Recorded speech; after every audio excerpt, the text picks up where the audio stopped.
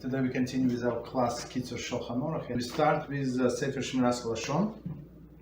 And today's topic is squandering one's wealth. In the book of Mishlei, Proverbs, we read that there is no one who is apparently rich, but in truth has nothing. There is one who is apparently rich, but in truth has nothing. So looks like he's rich, but he's very, very poor. It's from Mishlei 13:7. To understand this proverb, let us imagine that a person has made business investments which earned him huge profits. To everyone, including himself, the man seems on his way to achieving great wealth. Right? Later, however, the man makes through accounting of all his endeavors and discovers that to his dismay he loses on certain investment, all but nullify the huge profit that other investments had earned him. There is one who is apparently rich, but in truth has nothing. So I think it's an amazing example, and we see it in everyday life, especially like in business environment. So you need a good accountant who have to tell you how are you doing.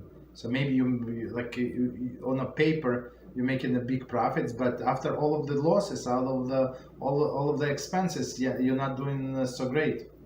You understand? It's happened very much, and especially and also in spiritual realm, right? So we need to know how to invest our time, our strength. The lesson is clear. A person can spend a lifetime acquiring merit through the performance of the mitzvahs and the study of the Torah. Yet he can come to the next world and find his merit have been nullified by negative attitude toward the others. The bounty of spiritual reward that had been awaiting him was washed away by the waves of scorn, slander, and strife, which pound forth from his lips.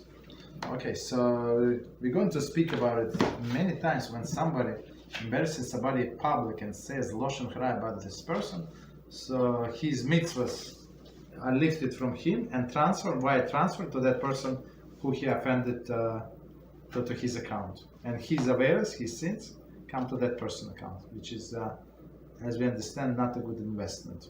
Okay, so we start here. Alright, so we continue Kitzur Shulchan Aruch. Very interesting topic.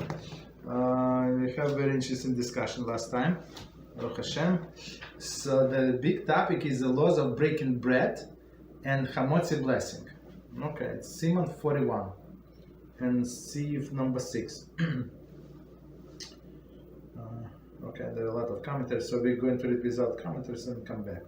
So it says, one should bring salt to the table before breaking bread, and he should dip a piece upon which the Hamotzi was recited into salt. This is because the table is like the altar in the Beis Hamikdash. See below 44:4. Okay. And the eating around the table is like the sacrifice offered upon altar. And the verse states in Vayikra 2:13, on your every offering you shall offer salt. For this reason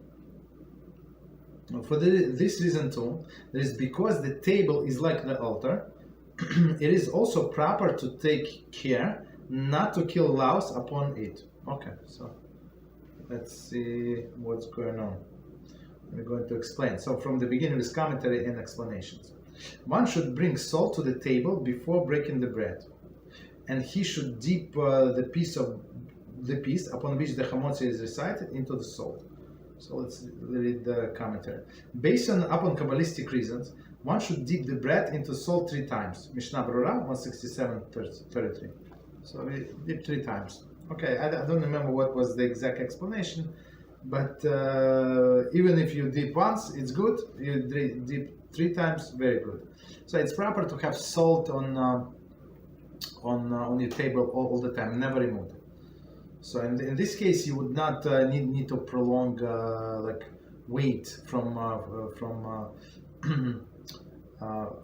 washing of the hands until you say Hamotzi. Now you start looking for a salt. So buy a few salt salt shakers. Like if you have 2 tables, let's say, have 2 of them.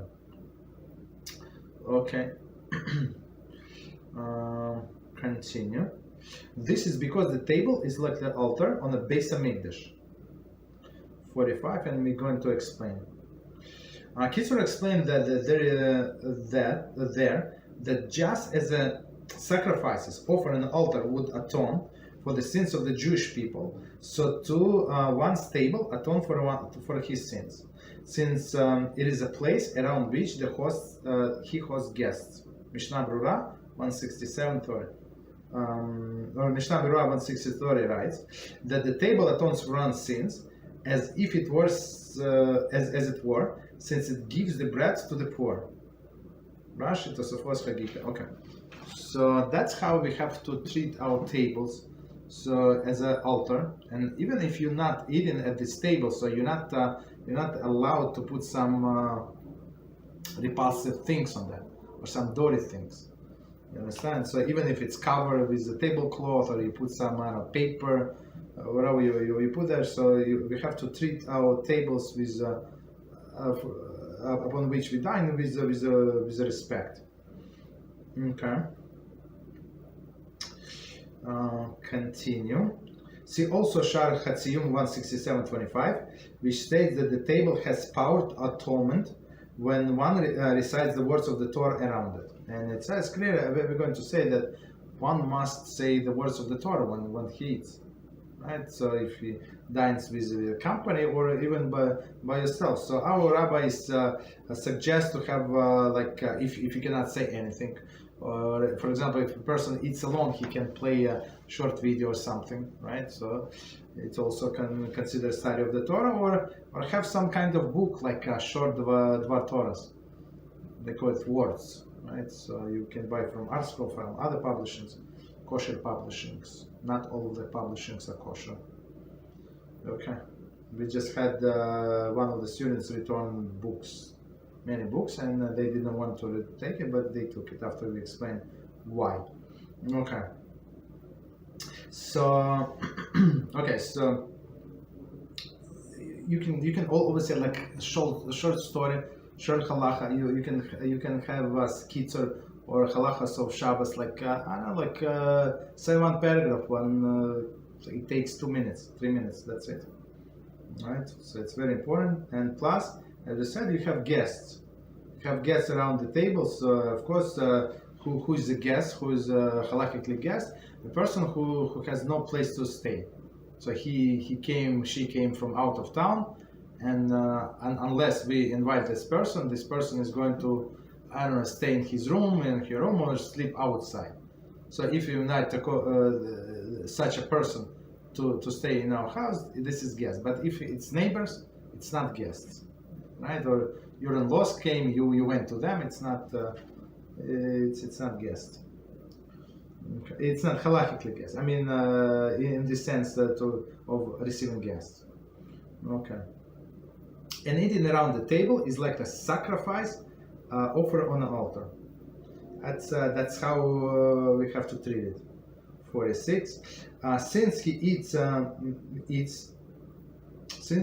to strengthen himself, so he can be healthy and strong to serve HaShem.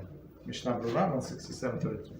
All right. So that's one of the things that I think we're going to say later on, if I remember correctly. That all of the activities, all our activities throughout the day, throughout our life, it should be for the serving of HaShem. So I'm going to eat. Why? So I have power, have strength, energy to serve HaShem. Whether to pray, whether to study, to do other mitzvahs, to help my wife, take care of the kids, so all of these things. Serving HaShem. Continue. As and the verse states in Vayikra, on your very offering shall you offer salt. Right, so on all offerings, so technically on altar it was a salt, so they put salt, even though nobody is going to eat this, right? I mean, they would burn it completely, right? But they would put salt on it, so that covenant of salt.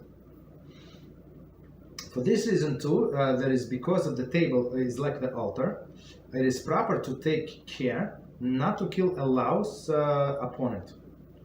47. Killing a louse on a table does not conform with the proper respect. One must show to the table upon which one eats, which is likened to the altar. Okay. So louse, I mean, it has blood inside, right? So you don't want to squish it on the table. So basically, treat the table with utmost respect. Like I remember in my office, like it were some people from some countries. I don't want to mention some, not Jews, right? So they would like to sit on a table, on a desk. Like we would have cafeteria, people eat. So a guy would sit on a table where everybody eats. No, I mean at that time nobody would eat, and put his feet on the chest, like crazy person. I mean in their culture, I guess it's normal, but that's in our culture it's not. Okay. So number 7. When one distributes the pieces upon which Hamotzi was recited to those dining with him, he should not throw the pieces to them, for it is forbidden to throw bread. Okay, so let's do this part first. So first, just to remind us what we said last time, and we said that's not what most people do. And why? Because I don't know. It's a good question. Why? Well, one guess is simple guess. They never learn. Right. So first we cut. When we cut, we estimate how much we need to give to all of the people around the table. Right. That should be covered by my Hamotzi. Right. So if, for example, I'm going to I'm going to say my own Hamotzi. Other person, he's going to say for his family, for that family. So I'm going to include only my wife and my children. So I'm going to count only them. So let's say 4 pieces, 5 pieces, 6 pieces. Well, I'm going to cut the 6 pieces and that's it. But if everybody covered by my Hamotzi, let's say, so I'm going to cut the piece that is should be sufficient to have kazayas for all of my guests. Right? That's not what people do. They cut for themselves and then eat and then start cutting for others. Okay. So now what?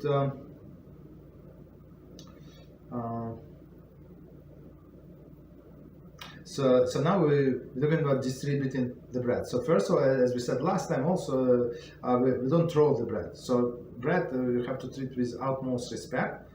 Right, and on one hand, on another hand, you're not, as we said last time, or I don't know, we said it sometime in the past, maybe not last time, that you're not allowed to put in somebody's hands. It's like when somebody is mourning, so you don't want to create any allusions to that.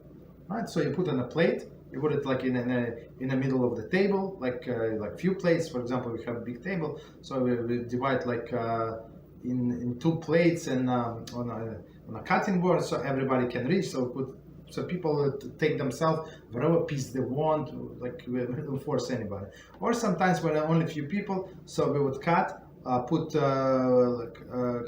on a cutting board, put all the bread we distribute on a plate, and just pass it around, and everybody would take whatever they want. So I'm not giving them in their hands. I give them the plate. I even put the plate on the table, and they pass the bread, the table. The plate. Okay, so it is forbidden to throw the bread. Commentary, see below 42.9. So it's next, Siman. It is also lack of respect for a mitzvah to throw the piece upon which the Hamotzi was recited. Right, Mishnah Berurah 6788. So that's also very important thing that we recited the blessing over that specific piece. Okay. Continue. Also, he should not put a piece directly into one's hand or the hands of the recipient. Rather, he should place it down before him. 49. It is proper to avoid placing bread in the hands, since it is custom to place bread in the hands of the mourners. See Mishnah Berurah 167-90. Okay. So as we said. So okay. Any questions on what we said? Okay, then we continue. So next halacha. I mean, we spoke about it, all of these things, not in all of the details, but we mentioned many of these things. So number 8, it is a mitzvah to break the bread. That is to recite the blessing upon the bread, what is most significant. Here we go. So what does it mean? This year discusses 4 qualities of the bread to determine significance. Number 1, the grain from which the bread is made. Number 2, whether the loaf is bread is whole or broken. Number 3, the quality of the flour from which the bread was made. And number 4, the size of the bread. The CF sets out the priority among these qualities. So let's try to understand. So let's say we have different kinds of bread in our possession. So we need to know on what bread takes priority, right? So one more time. Actually four qualities. Number 1, grain. So whether it's wheat or it's rye or it's from oats, they also make bread, right? Okay. So from what grain? Number 2, whether the bread is bread or roll is whole or broken. So, and we're going to see sometimes we have a bigger piece, but bigger loaf, but the piece was cut, and you have smaller, like 5 times smaller, but it is a whole. So we have to take into consideration. Of course, when it's something is a whole, it has more significance. Number 3, the quality of flour from which the bread is made. So quality of flour. So today, I think it's not so significant to us. I mean, we have like I think almost always like very fine quality. But if you want not such a fine quality, you want to be the brand and stuff like that. So you have to go to special store and pay 3 times more. But in olden days, it was opposite. So the finer the finer the flour is, the more prominent is the bread. So the more coarse is the flour, the cheaper is it. Like if it could be wheat and wheat, but is it fine flour or not fine flour? Okay. So continue. Number 4, the size of the bread. So if you have one is bigger, one is smaller, and both of them are whole, both of them are from the same grain. So we're going to discuss all of these things. Okay. So one more time from the beginning. It is a mitzvah to break a bread. That is to recite the blessing upon the bread that is more significant. Okay, that's it's not a preference. It's a separate mitzvah. Therefore, if one has before him cut piece of bread and a whole loaf of bread, and he plans to eat from both during the meal, and they are both from the same type of grain, and the halacha is that even if the whole bread is smaller than the cut piece, and also not as fine as a cut piece, nevertheless he should break the bread. There is recite the blessing upon the complete one, since it is considered more significant one. Okay, so let's. It's all one sentence, not 8 lines, one sentence. Okay, so let's try to read from the beginning, and we're going to see the commentary and we explain. So one more time, and we explain. Therefore, one has before him cut piece of bread. So cut piece, it could be the whole bread and one slice was cut. So it's already not complete. So just so we know, right?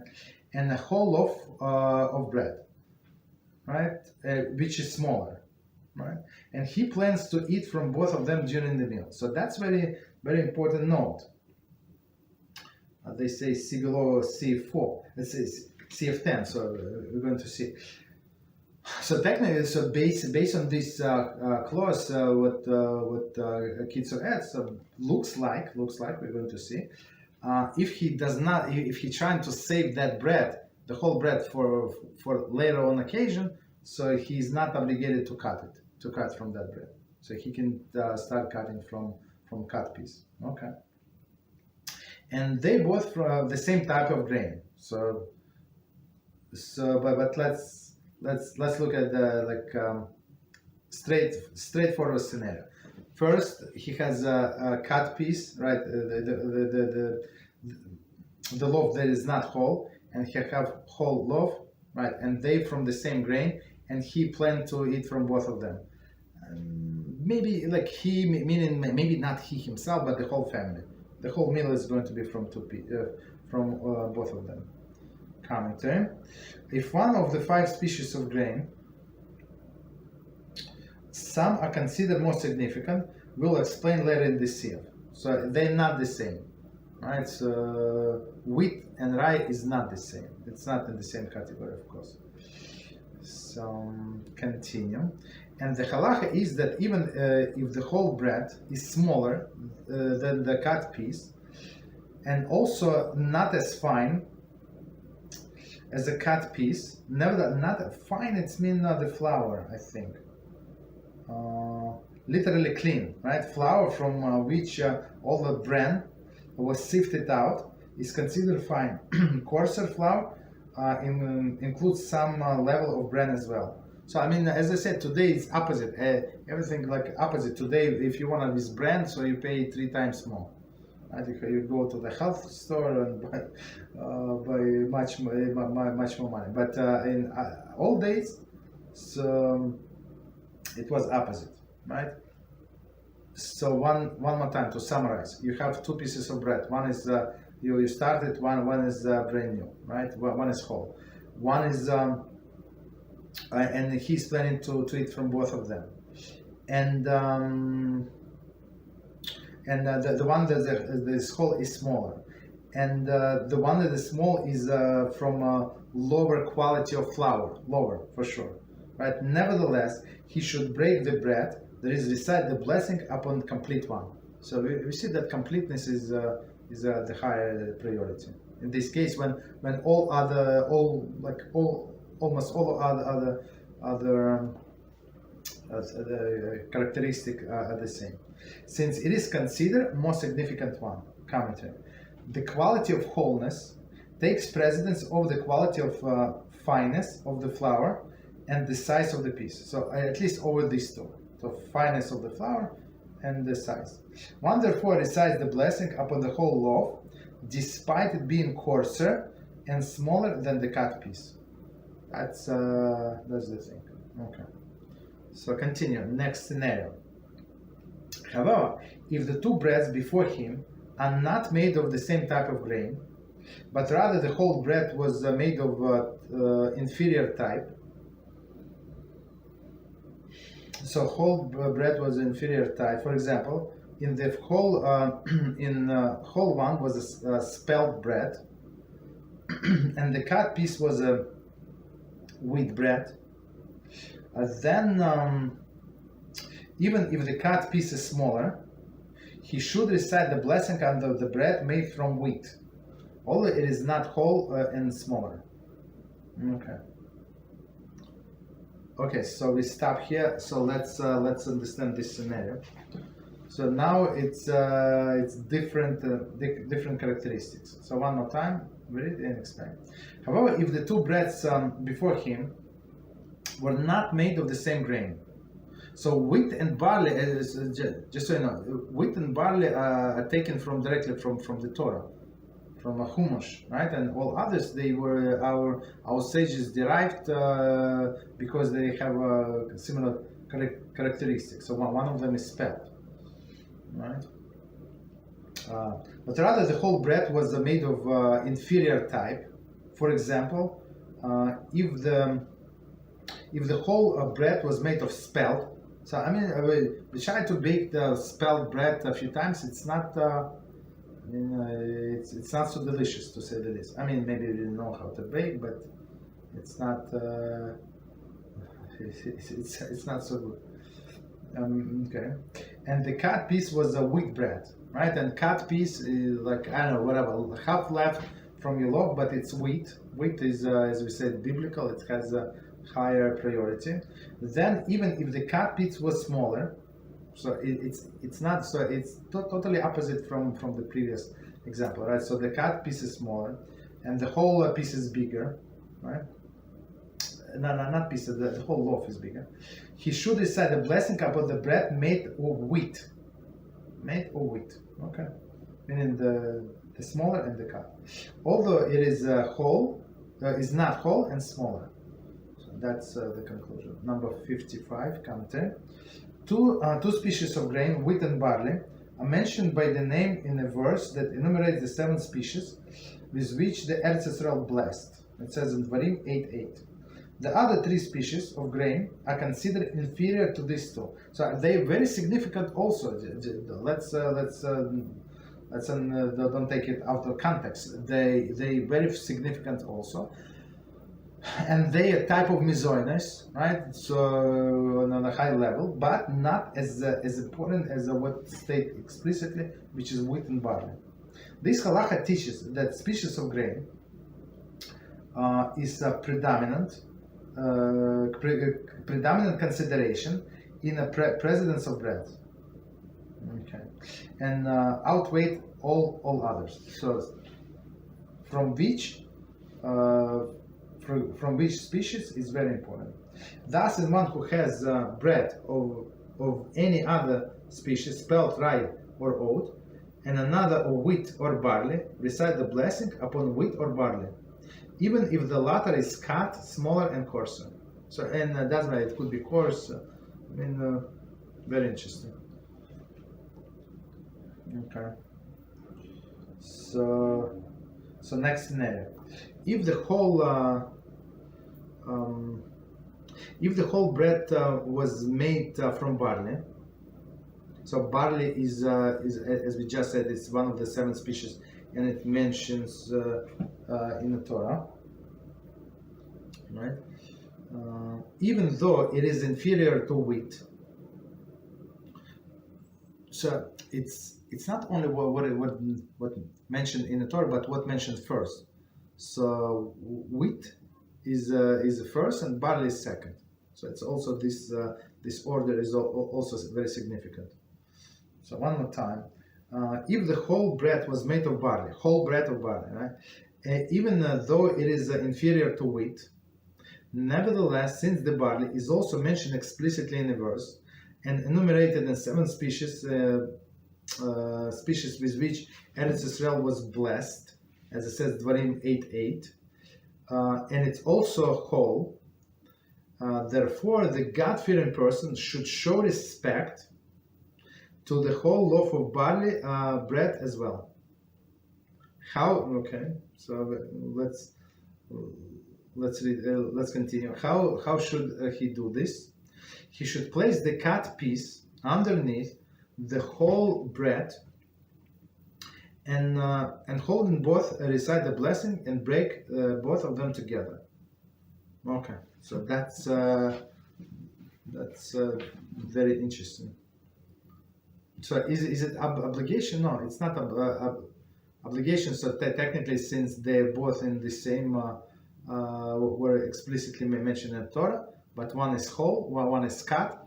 So, but since we said the wheat is higher on a higher grade than barley, but it's not so high. So I mean to give priority because it's cut.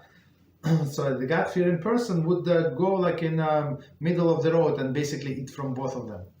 So he would say, I don't know what to do. So I mean, since there are opinions like this and like that, so he would eat from both of them. So let's read one more time and these commentaries.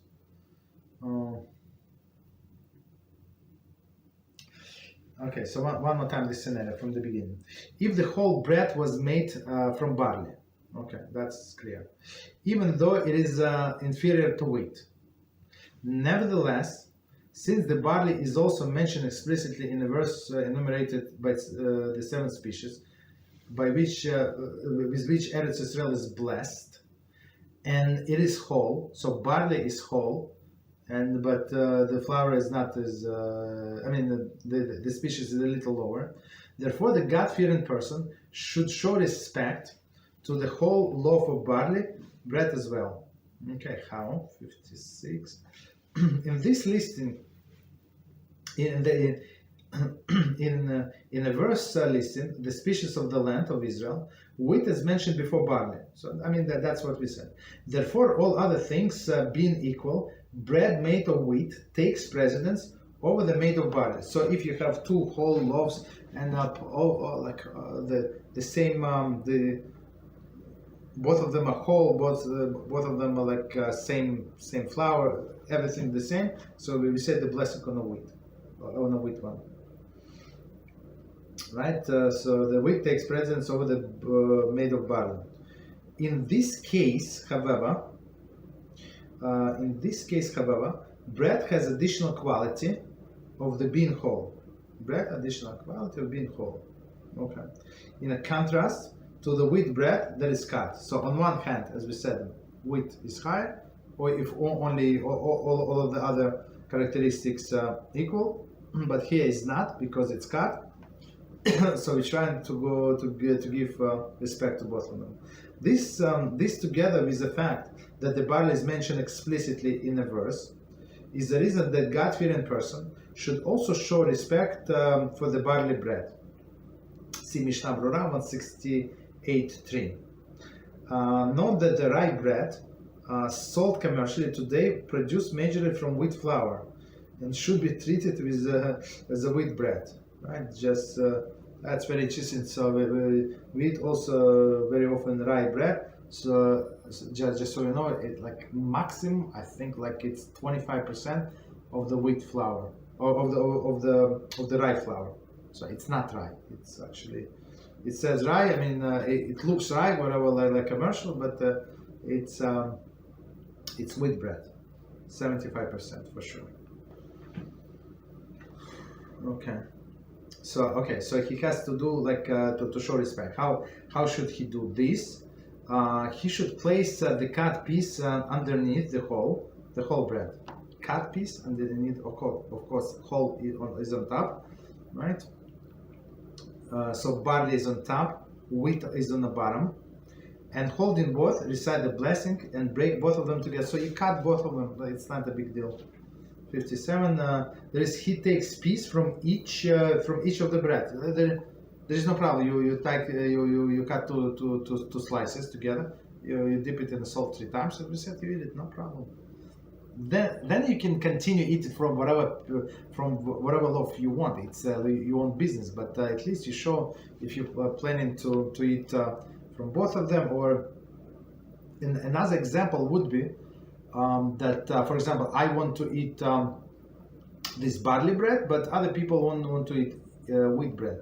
So even though I'm not going to eat second bread, but at least, and I'm the one who makes the blessing, so I'm going to make the blessing on all of them, right? Not all, but 2 of them, and eat a little piece, and I'm not obligated to continue eating. Okay, but at least all other people can continue eating. If not, in some cases, it could be an issue.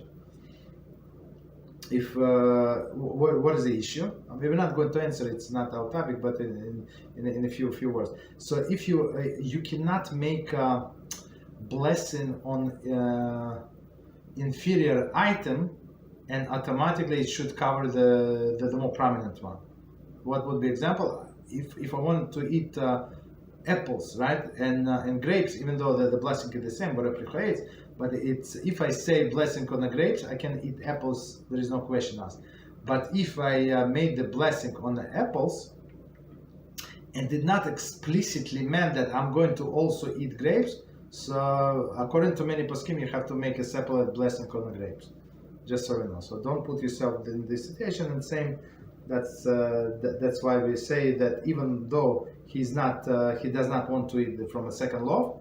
Okay, but for other people, just cut 2 pieces and just make sure that they're covered. Not you don't want to eat, no problem, but they're covered.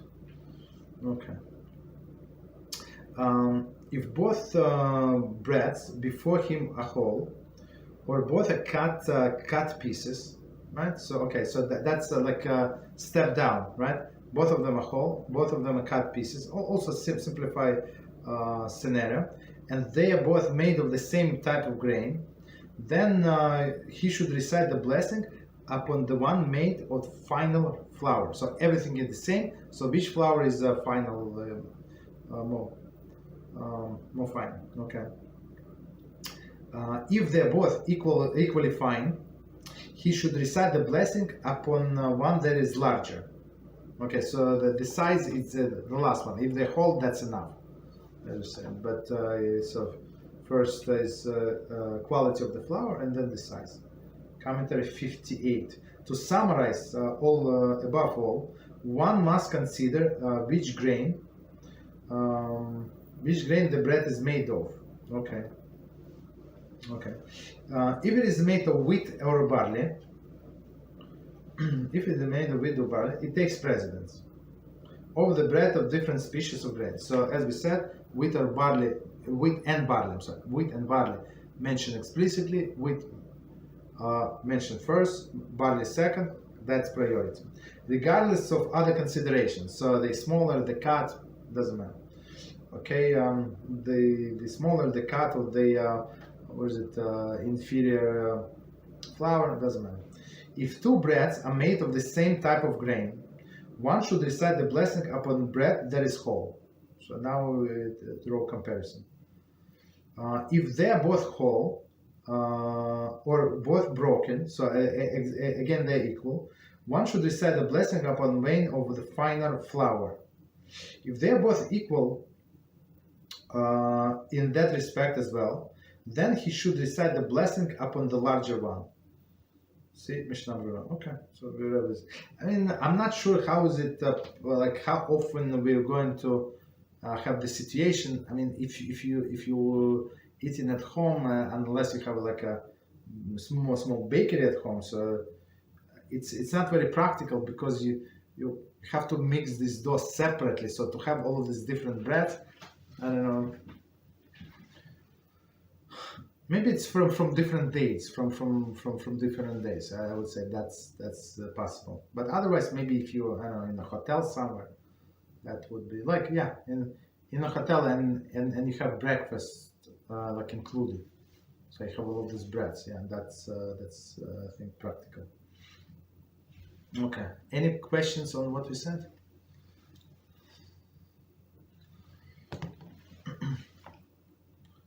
Okay. So it's a little technical, but that's if anyone. Rabbi, I have a question. Go ahead, please. So the salt, that's at any meal. Bring salt ahead of whenever you have bread. Yeah. Mm-hmm. So it's the salt is only for the bread. You understand? To dip your bread. So for example, if you're at work, right, and you're having lunch and you're having sandwich, so you have to have salt with you. I mean, I had my own desk.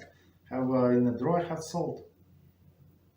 You understand? No problem. Or you, for example, if you work in, like, I don't know, you travel in a car, you work, like, you go places, whatever, right? So you in your car, you have a salt shaker. What's the problem? So you took a sandwich with you, so you can eat, no problem. You understand? And plus, as we said, I had students that had to travel a lot, so I told them just buy a washing cup and have this gallon of water, like tap water, with you, like it does not spoil, right? And anytime you want to eat, so he was in construction business, right? He had to go from site to site. I mean, it's a very difficult job, but that's what he would do. Whenever he stopped somewhere, he would pray mincha, and he would have his lunch right there. So he had water, no excuses not to wash for bread, right? And he had salt, and I mean that's it. All other things are optional. Any other questions? Yes, Rob. Please. Yes. If we have like leftover small pieces of challah that we didn't eat, are we allowed to throw it out to the birds to feed on? Okay. Yes, you're allowed to give it to birds, but only after Shabbos, not on Shabbos. and not on Yom Tov.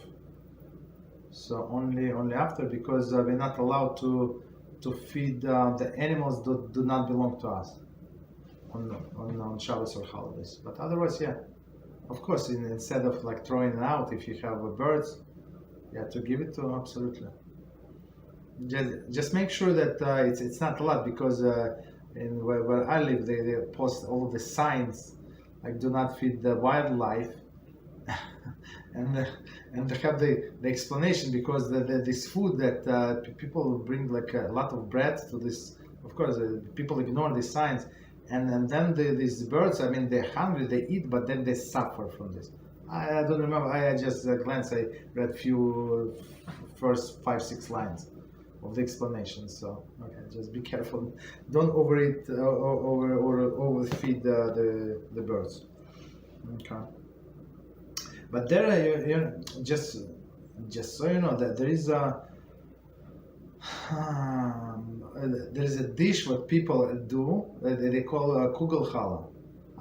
We never done it. I mean, we never have like leftover. In a minute, whatever we have leftover, we eat during the week. We try like not to bake too much. I mean, we know in advance how many guests we have approximately, right? So we bake just enough, and then during the week we eat bread. So. But some people who have like who never know how many people are going to show up and stuff like that, so they have a lot of challahs left. So they have kugel challah. You can look up on Google how to make it. It's a delicious dish. Okay. So let's see. Any other questions? Okay. So let's continue. So, and just so you know, we almost finished this topic, but in another class when we went to Shulchan Aruch with Mishnah Brura, we spent, I don't know how many hours, maybe 50 hours, maybe 60 hours on this topic of the breads. It's a lot of information. So only after you go from Shulchan Aruch and Mishnah Brura, all of the other commentaries, you can you can just see and appreciate what a great job this Rabbi who wrote Kitzur did. It's unbelievable. So continue. Number 9. If a person has before him 2 breads, baked by a Jew, and kosher bread baked by an idolater, and he does not avoid bread baked by idolater, then halacha is as follows. So let's see the commentary before we continue. 38.1, we actually learn it. Kitzur says that the prohibition of baking bread by idolater, and discuss the custom in certain places to be lenient with regard to such a bread. So in general, just to remind us. So if you can bake right the bread yourself for Shabbos, of course it's the best. It's the biggest respect that you can give to Shabbos is to bake bread.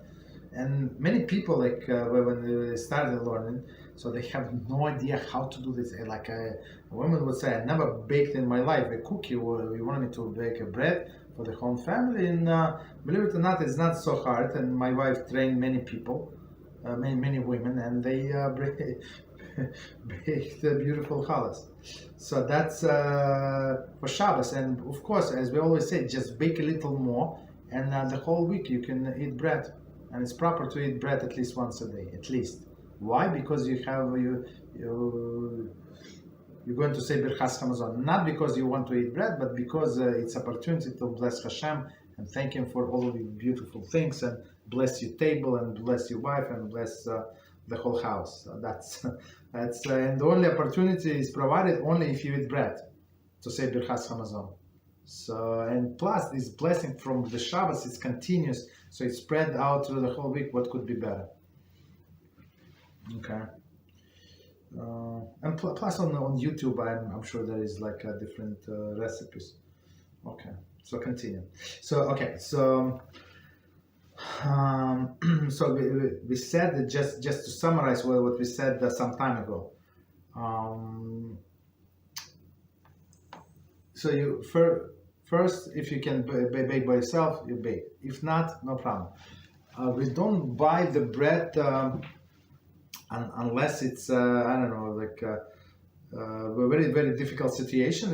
We don't buy the bread without kosher sign.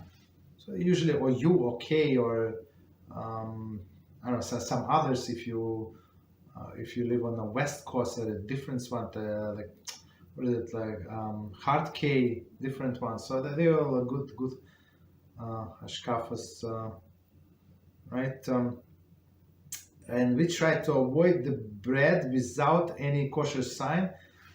Why? Because we don't know what they can add into ingredients. So in olden days, it was very simple. It was a flour, and it was water, and it was salt or a little sugar, and that's it. Some maybe some other herbs, but that's it. That's all it was. So, but today, because of this all the technology and because of this food dyes that they add to make it this color or that color, so basically you don't know what is inside. And some of them could have milk inside, right? You would not even know that it's dairy. So that's also very dangerous. Okay. So, but let's say they say in some provinces, some location, they allow the bread baked by a non-Jew, right? So anyway, we call it kosher bread. So they say this bread is kosher, even though there is not kosher sign. But we know this guy Chris, he's a reliable person, and we went to his store, and the Rabbi checked, and he went 3 days later, 5 months later, and he checked, and there's nothing else, just flour, water, and that's it. Okay, so you technically you would be able to buy from this guy, right? So now we're talking about a person who avoids to eating the bread baked by a non-Jew. No, who actually eats. So there is a bread that is baked by a Jew, and right, and a bread baked by a non-Jew, but it is kosher. So it's not like you're forbidden to eat. And for this guy, he eats, well, whatever he eats this bread or this bread. Okay, if both breads are whole, or they're both cut pieces, and they're also the same size and the same type of grain, then he should recite the blessing upon the bread baked by a Jew. So very simple, right? So if all of the other characteristics the same, so he makes all them bread baked by a Jew. However, if this bread baked by a Jew is made from a flour that is not as fine as the one baked by the idolater, he may recite the blessing upon whichever he wants. So we're not forcing him to say the blessing on a bread baked by a non-Jew, but if he wants, he can do it. Right? So because of why? Because of the flour. Right? Because the flour is not as good. So it's we leave it up to him. If the host avoids bread baked by idolater, and the bread baked by idolater was brought to the table, not for the host, but the guest who does eat such a bread is. But for a guest that eats such a bread, it is proper to remove the bread baked by idolater from the table until the Hamotzi blessing is recited. Okay, so let's try to understand. So here we have a situation. We have a situation when there is a host, and he goes according to the most stricter halacha, okay, and he has a guest, right, who goes by a more lenient halacha, right? So this host does not eat the bread eat by a non-Jew, and host and the guest does not, right? So he would eat. Let's say he brought his bread. He said, Moshe, I brought this beautiful bread with you, this for you, for your family, and stuff like that. And you check the bread. There is no kosher sign, right? So what do? So you take this bread off the table, right? Make a blessing on your bread, and then let's see what his commentary say. I think you can give him to eat his bread. There is while the host is reciting the blessing on behalf of those present, the bread baked by idolaters should be removed from the table. Mishnah Berurah 168:19. Mishnah Berurah writes that where it is customary for each person to recite his own blessing, Hamotzi, the host should recite a blessing upon the bread baked by a Jew, and the guest should recite the blessing on a bread baked by idolater. So I think that would be the easiest, the straightforward scenario, right? He wants to eat that bread that he brought. There's some artisan bakery, some this and that, fancy schmancy. Okay, so give him to eat, so he can say his own blessing. And there is no problem, right? He does not have to go by your blessing if he does not want to eat your bread at all. He has the, I don't know, allergy, whatever, your bread, whatever is it. So he can eat his own bread. Okay, but it's proper to say the blessing on your bread, especially if you're not going to eat it, where you not eat because you don't like it, but because of the because it does not have a proper supervision. Okay, continue. Number 10. The entire halacha regarding giving precedence to the most stringent, to the most significant bread, applies only if he plans to eat from both of them during the meal. However, if he plans to eat during the meal from only one bread, he should recite the blessing upon, and break the bread that he wants to eat. And we do not take into account the significance of each bread in this case. So let's read the.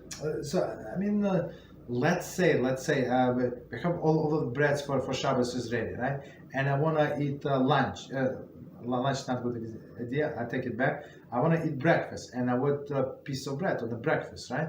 So of course there are whole breads in a container where we store bread, which is baked over the night. But that's not what I want to do, right? I want to eat from older bread. It's cut in pieces.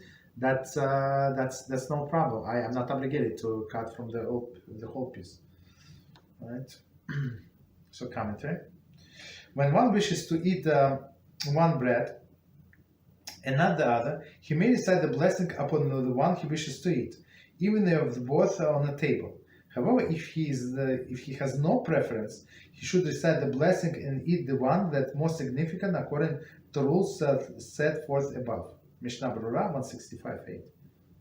Okay, so we finish this. Let me check time. I think we can stop here. There were a few questions, so we try to answer those questions. And next, Siman is also very, very important. Laws of proper conduct for a meal. Contain 23 CFU. Wow. Okay, any questions on any topic? You can go any topic.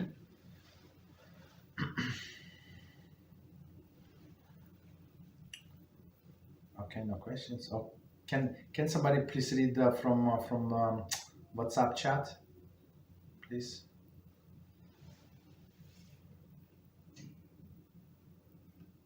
Yes, hold on just a second, please. Thank you.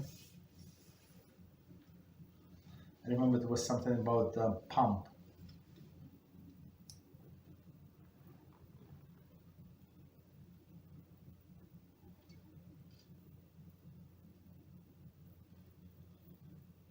Oh, I think he disconnected.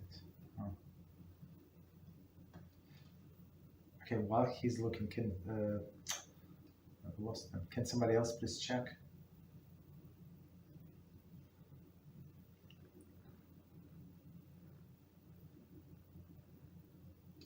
Okay, no problem. Okay, so if I remember, I didn't memorize, but I think if I remember correctly, so the question was. Okay. Okay, sorry. No problem. Go ahead, please. First question. I live versus electricity. It comes on and off automatically based on water use. There is a holding tank. Do I have to turn it off on Shabbos? Yes. Yeah. Okay. So of course, it's we cannot do even some. We explained this concept yesterday when we were talking about opening the door of refrigerator, right? So when I open the door of refrigerator, do I turn on the light? No, the light is to turn it on as a consequence. So inevitable that the light is going to turn on. So same with this pump. So if it's possible to store it in some container and turn off the pump completely, that's what we must do. So store it somewhere. I'm not sure where to store it. If you have tank, like it pumps into the tank, so just shut off the pump, and that's it. And you can use the water. There is no problem. So one more time. The problem is that the motor is going to start running. That's the issue. And what was the second question, please? Rabbi, Yes. if you turn off the pump, you don't really have water for anything. That's not easy. Wow. But That's okay. it's a big problem. You don't have water for the animals, and you don't have water to do anything. It just the bathroom, etc. There's no. I see. So let me think about it. So it's not the straightforward way to prepare some storage of water. I mean, it's not such a, you see, this situation is not so common. So for most of the people, they get the water from the city, and it's like it's pumping for everybody through the main pipe, and it just go by to me from the pressure from the street. So if I open my faucet, it's not, I don't turn on any motors. But in your case, it's explicitly, it's like for sure it's going to happen. So let's think about it. So if it's possible to store water somewhere, especially for animals, maybe in some I don't know, like pails, I don't know, somewhere. But for sure it would not be allowed on Shabbos. Or like ask people who install it. Maybe there is some other system to have a tank, like some tank that the water would be stored in there.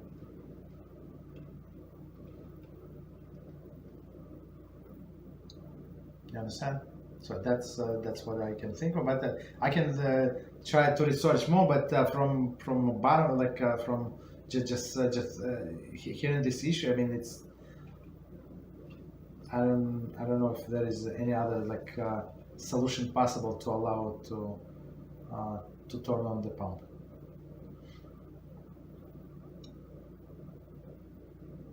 Okay. And what was the second question? Yeah.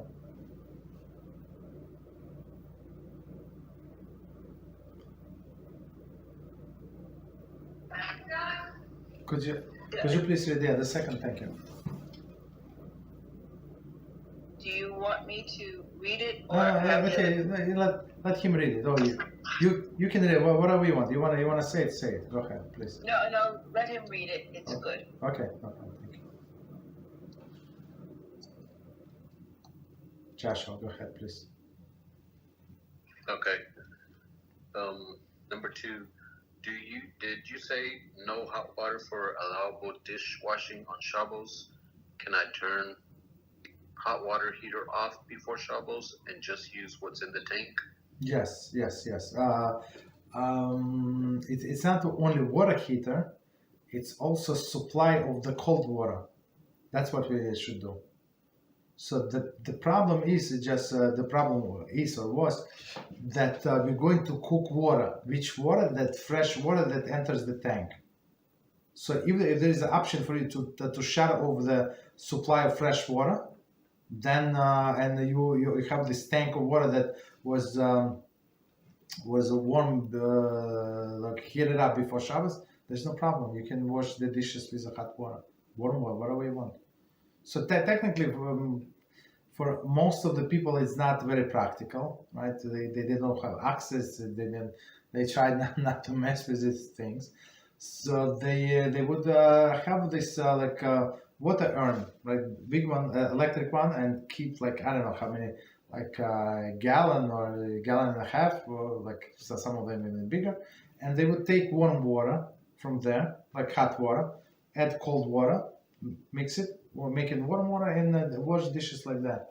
Or they want to wash their face or wash the baby, stuff like that. So there is no problem. That's what people do always. So you can use this tank is in the same sense. So I mean, in what you turn off electricity or gas, whatever you have, and plus a supply of fresh water. That's it. And the third question is, if I remember, what women are obligated to go to the shul. It's a very interesting topic, and believe it or not, few people ask me different questions, similar questions in past I don't know, week or 10 days. Different women ask me. So I think maybe it's time to have a class when we're going to explain what women are obligated to do and what they're not obligated to do. Because some women, they take upon themselves all of these extra things that they're not obligated to do, and they like it's too much for them. So, and what they're obligated to do, they actually ignore. That's not proper. So maybe we're going to do this class on Monday. Beezrat HaShem, we're almost done with Shabbos kitchen.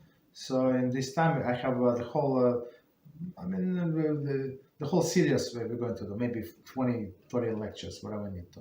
And for men, it's going to be also very, very interesting. Why? Because I'm going to compare. We're going to compare like what men is obligated to do and what women obligated to do. So it's so this is a very interesting rabbi. He's been rabbi in a Beis Yaakov Girls Yeshiva, teaching halacha for I don't know 20 years or so. So he has the best. He's like expert in the field, I would say, and he wrote this book. Very interesting. Okay, so I'm. In general, so women not obligated to go to the shul. So answer to that question at all. There is no reason for them to go to the shul. There is some mitzvahs that they must do, but it's not even must. So all of the mitzvahs in general, right? So general concept is all of the mitzvahs that are connected to time that you have to do from this time to this time.